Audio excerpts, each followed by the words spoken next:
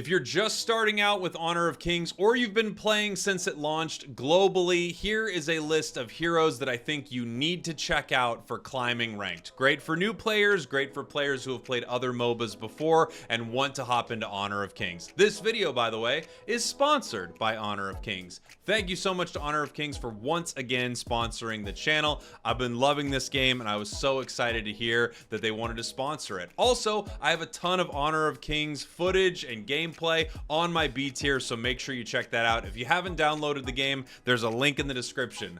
Let's do this. When you first start playing Honor of Kings, they give you a ton of heroes for free, and also there are a ton of heroes in the game, which can be a little overwhelming. That's why I wanted to make this guide, giving you a few easy ones to pick up. While there are heroes that I absolutely love, like Sun Tse, I don't think it's actually going to make this guide, even though I do really love this hero. He's a great clash lane. Maybe it should make this guide because I like it so much, but this guide is going to be full of heroes that you will love. Let's talk first about one of the earliest heroes you're going to get, and an amazing mid lane hero, Angela. Angela's pretty incredible and very simple. It's a great one for new players. It's really easy to dominate your lane, and it's also super easy to pick up KOs with this character. Its passive is really interesting because when you hit with one of your skills, you're going to get increased move speed, but also you're going to take more damage, enemies are going to take more damage from your subsequent skills. This is why you often see your 2 move right here, your crowd control move, Chaos Cinder, followed up by either your 1, Scorching Barrage for a huge amount of damage, or oftentimes your ult, Blazing Brilliance. It's a super easy combination. If you catch an enemy with your 2, stun them, hit them with the ult, you just burst down so many characters in this game. An easy one to play for new players, and I really do think when you're starting a game like this, you want to make sure that you're spending time with characters that are simple and effective. That way you can learn the macro of what's going on inside a match. Angela is perfect for that. The next mid laner I want to talk about is Lady Zen. Lady Zen is really strong, and I think the easiest thing about Zen, or I think the most powerful thing about Zen, is how easy it is to do crazy amounts of damage, and it also has a really cool outplay. So let me talk to you about Zen's skills. First, you've got the knock up Ocean of Tears. It launches your enemies up into the air, dealing damage to them.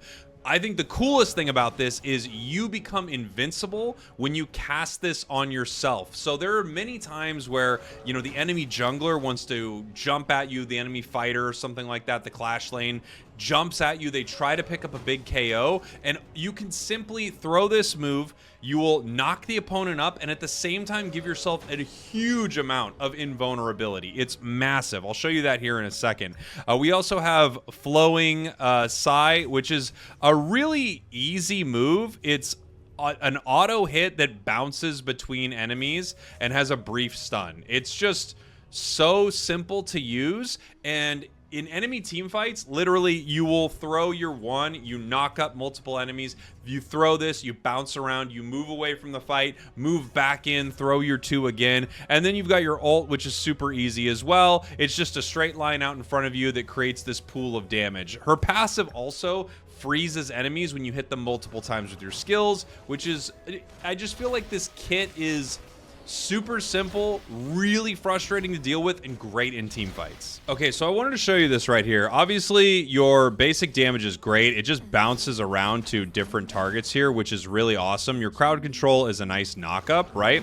But I think one of the really cool things about this kit is how this crowd control can also act as immunity for you. So when you're moving back and forth fighting your opponent, there are going to be times when they want to jump in on you and get some damage on you, and you can not only knock them up with your crowd control, you can also take it as an opportunity to give yourself invulnerability here. So you're untargetable, invulnerable, and then you can burst out of it and freeze them. It's a really strong combination. That on top of how all your moves work, just set up amazing moments where the enemies are going to want to come in and try to fight you, and you're going to be able to counter them not only again with a knockup, but this great moment of being untargetable. You'll eat ults, you'll eat tons of stuff, and they won't be able to do much about it. And finally, I'm going to talk about 2 heroes back to back. That's going to be Princess Frost and Xiao Qiao. So Princess Frost is amazing. She grants a shield outside of combat.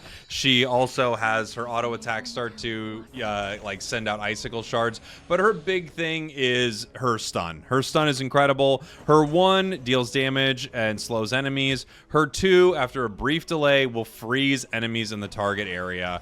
Frozen targets, attacks on the frozen targets deal extra damage. This is just like a catch that wins team fights all the time. Princess Frost is truly kind of gross.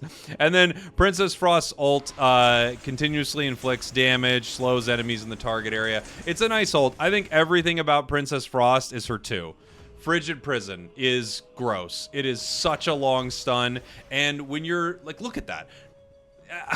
It's so incredible.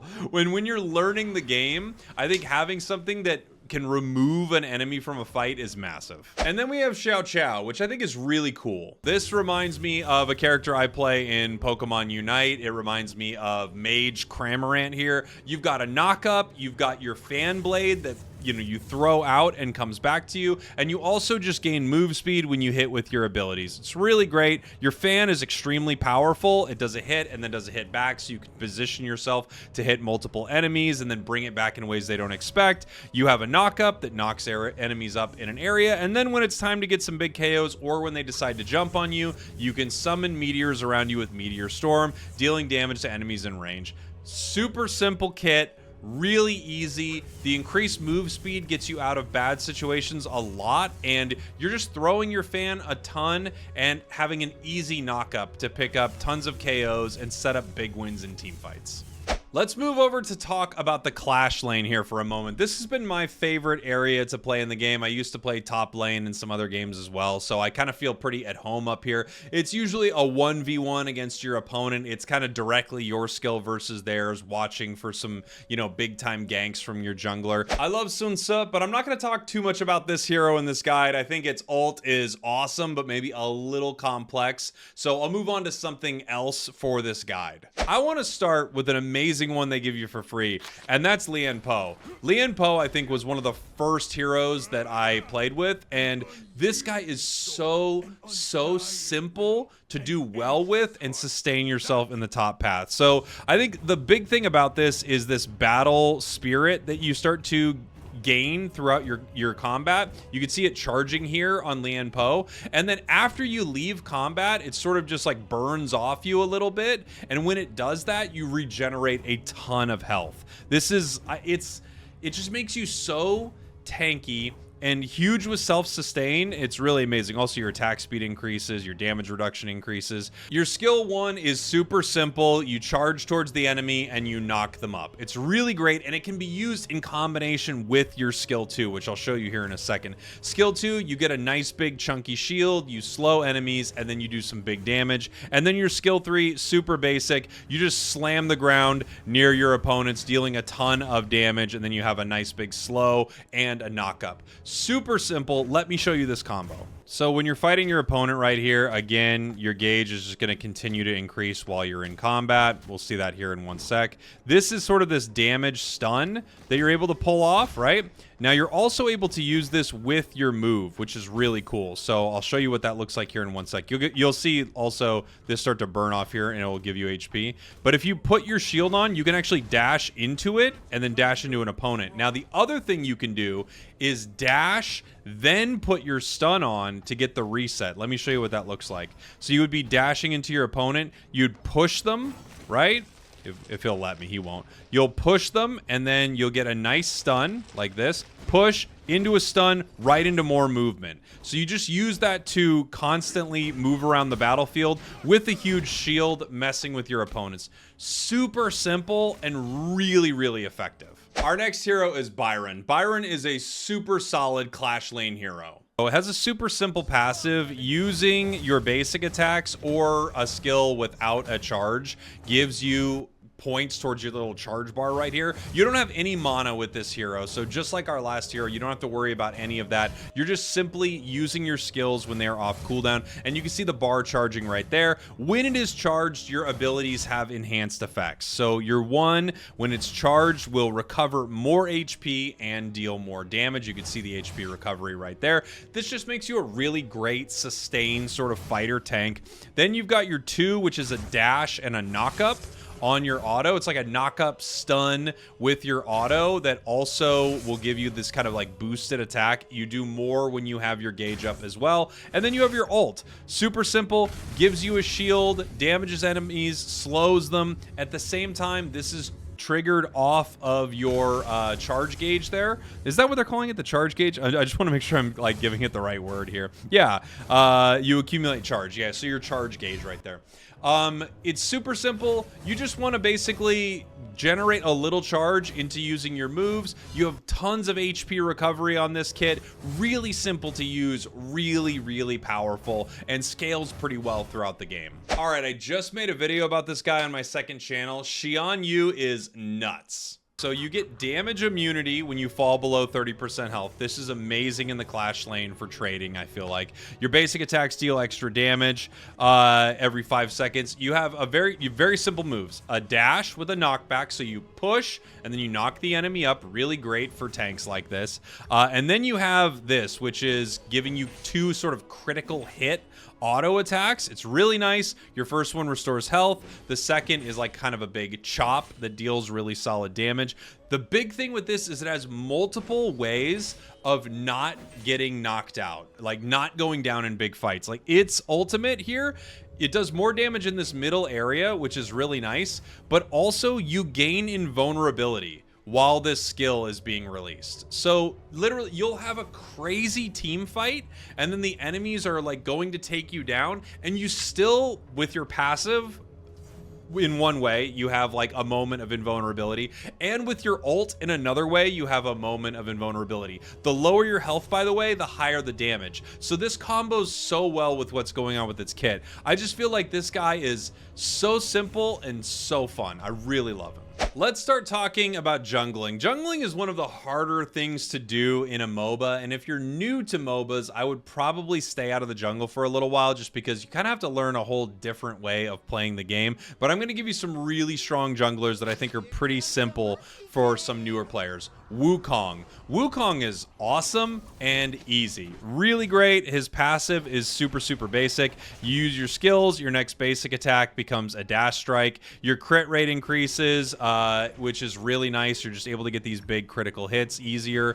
You get some basic stuff. You get a shield and move speed increase. It blocks damages of the next enemy hero skill. If you get a block, you gain temporary invulnerability to the damage. It's super simple to get it. You're going to be jumping in on a fight. Enemies are going to be basically forced to attack you, and you're going to end up tanking a skill with it. You've then got this sort of dash on your 2 skill where you'll hit units during the shift and you trigger another shift that gets you a move speed boost. And you can really use this to clear farm super easily because it deals grievous damage to monsters at low health. So basically it just like auto KOs them, which is really nice. And then you've got a super simple ult, just the big old cane coming down from the sky, deals huge damage, places marks on your opponents.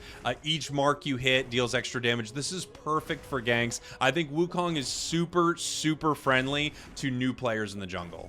Here's an interesting one, which is Dian Wei. Now, you could play Dian Wei actually in the top path as well, or in the clash lane, I should say, as well. But I think Dian Wei is great in the center area. So Dian Wei's passive is amazing.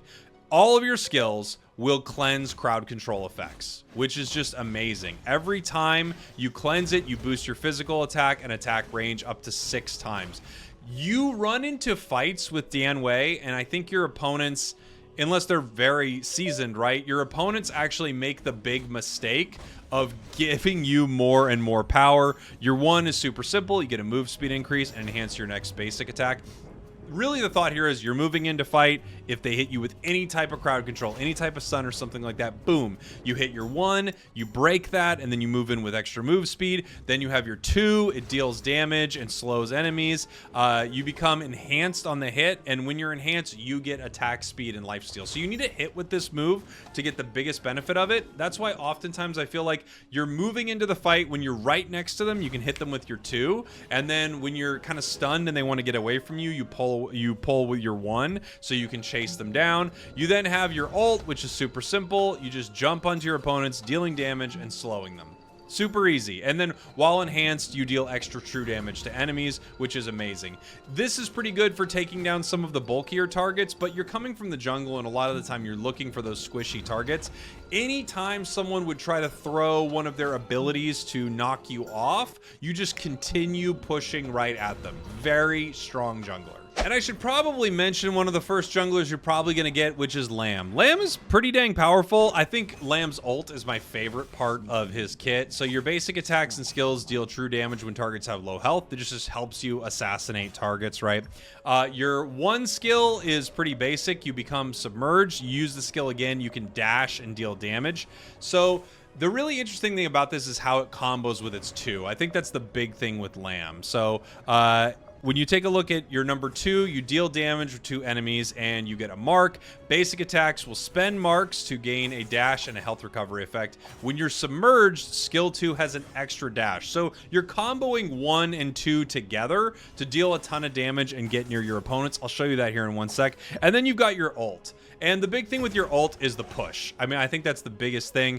Obviously, being able to drag your enemies into bad situations is huge. So as I mentioned here, you get a dash with your 2 when you use your 1 right there, and you can dash in on your opponents. You can also use your ult to sort of push them back towards your side, right? So you set up these moments where your team can jump in, you can pull them towards a tower, you can do a lot of different things because you're able to hit that dash. And I think it's very, very powerful. You move in, you start with a move like your 1, right?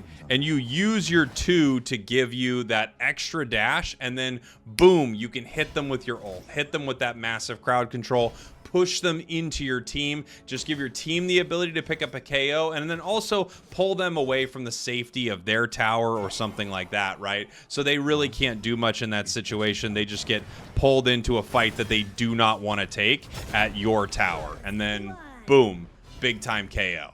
Let's talk about roaming. There are so many different roaming heroes that are all great. There are a lot of heroes that I talked about already work really well, but I'm going to give you a few options that I like, a few different kind of looks here. So I'm going to start with a super support focused one, Tien. Tien is really cool. Super basic, I feel like, but it's extremely useful for your team. So you restore health and get movement speed when taking damage. It's a basic effect right here. And you've got a health restore in your skill 1. This is extremely good.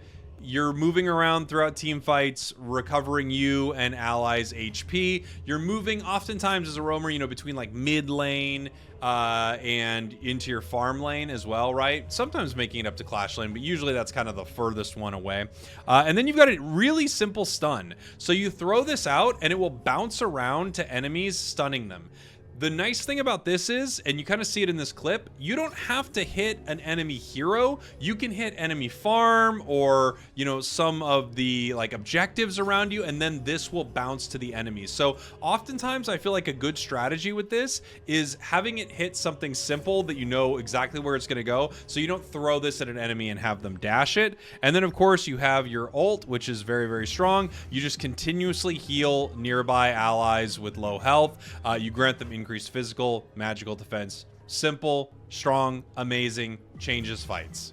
The next hero I want to talk about is Dahlia. Dahlia is cool because Dahlia, it feels like a little bit of column A, a little bit of column B. It's like, it's a support, right? And at the same time, it's got like some disruption and it has an insanely good ultimate ability, but it probably feels like its ultimate ability works a little better with coordination than it does solo.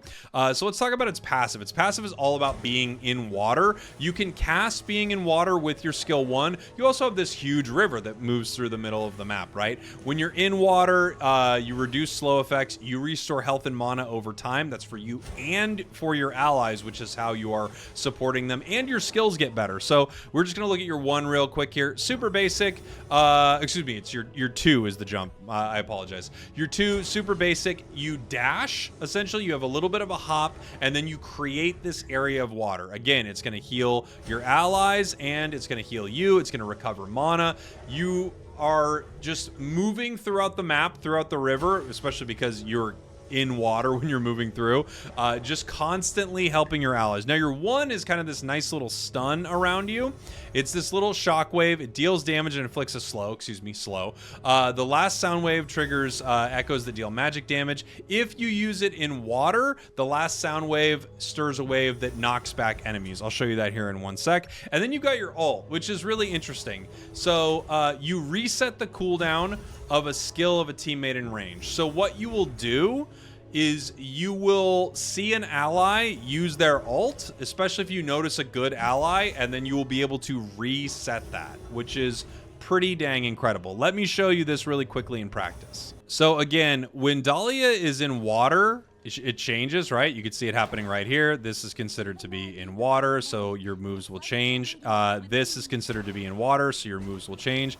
There's that big crowd control move with the extra knockback. Also, your autos getting the enhancement when you're in water, like outside the water. Oh, we're in water again. Outside water, it's like this. Inside water, you have this kind of like splash effect to it. It'll hit multiple enemies. It's really solid. And your moves feel like they're on an insanely low cooldown. You're just moving from path to path, like from, your center to down to bottom. You actually don't even need to jump there. I just wanted to jump. And the whole while, if you run into enemies, you have this great, kind of continuous damage with a slow and a knockback. And then you get to your allies. You make sure you set up good areas for them to heal in. You auto and do crazy damage. And then again, at the same time, huge resets on allies with their like their ults and things like that. So you'll just notice an ally kind of blow all their moves running into a fight, and then boom, you'll hit them with your ult. So see right there, I just reset Concert U. They got the ability right back. Boom, U was able to use it twice. Nice big cooldown reset, and you're just able to help your allies in massive ways, giving them the ability to just get their moves back, which is, huge, especially if they just use their ultimate ability. All right, so I got my team possibly moving in right here. Nice move. Looking for an opportunity for a reset. There we go. Going to reset my ally.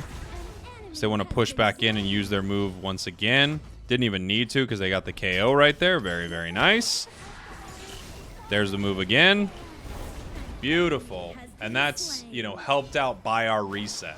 And now I want to give you a real unconventional roamer, and that is someone like Motsu. Motsu is really interesting. You can play it in the center as just like a mage, but I think it also works pretty well as a roamer. So, it's pretty simple. Your basic attacks, the 4th one, will deal a knockback. Your skill 1, super simple. It is a dash that deals damage to enemies, giving your next attack an enhance that pushes. And then you've got this. This is a long, super long range stun with AoE damage. And this makes it kind of an unconventional roamer. You would probably find this in the mid lane, which is where I've played it most often. But it makes it like a super unconventional choice to sort of move in between lanes with crazy long range stun. Then you dash in, and then you have kind of this awesome shutdown ultimate.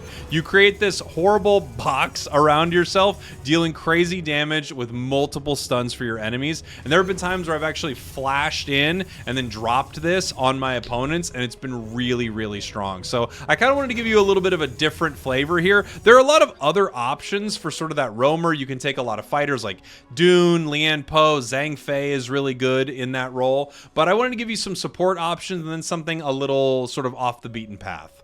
And now finally, let's talk about the farm lane. There are so many good options here, but there are some characters that I think are just better than others. You get one of them really early on. That's Hou Yi. Hou Yi is crazy good. It's one of the first heroes they give you. He's just so dang simple to be good with. His basic attacks will start to split off and deal like multiple hits after 3 stacks of it, which is just super, super simple. You've got your 1, just some good damage. onto your autos, right? So your basic attacks get enhanced, and you shoot arrows to hit 2 other enemies. So it just splits off. If you've played a game like Pokemon Unite, you know about, you know, like Razor Leaf Decidueye. It's something like that. And then you have Afterglow, which is a super simple long-range burst of damage, giving you vision in the area. Your ult's got a big-time stun. So it's easy. You're really strong. And it's just super simple to shred through enemies. And that's kind of what I think you want when you're starting this game, like super simple heroes. Our next hero is Lady Soon. Lady Soon is so easy, so fun. I've got a video of her on my B tier channel right now. The passive is super simple. Your basic attacks reduce the cooldown of skill 1. Skill 1 is a dash, and then once you dash, you get extra range and a piercing effect on your attack. It's easy. It's so great. I mean, it's just so, like, I feel like what I've found is from playing this game, like, there are some really amazing heroes that you've got to spend a lot of time to learn, and then there are super easy ones, like Lady Sun right here. You also have a grenade. You just lob it out, you deal damage, you mark them. Your basic attacks deal more damage to the marked enemy, so you hit them with a grenade, you roll towards them with your 1, start doing more damage, and then your ult's really easy. It's damage that kind of like fans out from your enemy right here. Pretty good for team fights. Very, very nice. You know, you just see multiple enemies together and you're able to kind of do decent damage to all of them. Really, really simple. And then there are a few other marksmen that I really love. I like Luban a lot. Luara is also very cool, but I want to give a shout out to Lung, who's a new marksman added to the game very recently. It's like one of the newest heroes, and it's so dang good. I mean, it's actually a little complex.